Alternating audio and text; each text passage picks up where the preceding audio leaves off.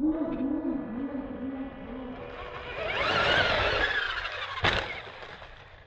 this video, I'm going to be unboxing and reviewing the HS18311. It's a 18th scale car, and it's also called like the Thunder. So it's a 4-wheel drive, and it goes like 35 kilometers an hour, which is also like about 22 miles an hour. So let's open this up. Looks like we've got the transmitter, remote control in this box, and paper. Instruction manual. And for this, it's this one. It looks most like the Latrax Teton. I'm guessing all of these ones have like the same chassis, this different body. It's got a steering servo, lithium-ion battery, differentials with ring and pinion gears. 36 kilometers actually. And we got ball bearings, a full suspension, and that. And let's go to the car. So I'll set the manual aside. For this, it's got an internal antenna. Looks proportional.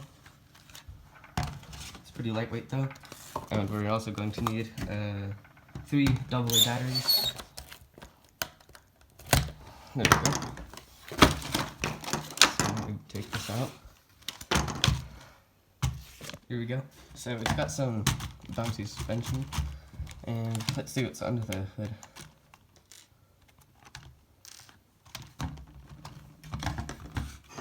So these pins look smaller than the ones like Traxxas and Dharma have. And so here we got a brushed motor. It looks like the differentials are in here.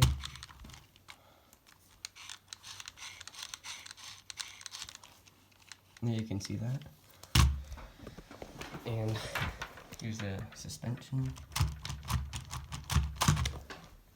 And underneath, that's where the battery goes. And yeah, it's pretty much what it's got. So let's take it out for a drive. Like I previously pointed out, it looks a lot similar to the Latrax Teton, and they're the same scale, 18th scale. They're both 4x4 and proportional, but this one's slightly faster. With both the Latrax Teton and HS18311, the bodies can fit each other, which I found interesting. I noticed that it's also very durable. Like, I've crashed it like a lot, like from the front or like just from flipping it over, and it holds up pretty well. Something that definitely surprised me was the battery life.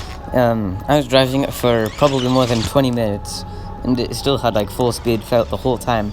And I've heard that a common complaint with the Teton is like the short battery life. Like, people have been saying that it only lasts like about 10-15 minutes.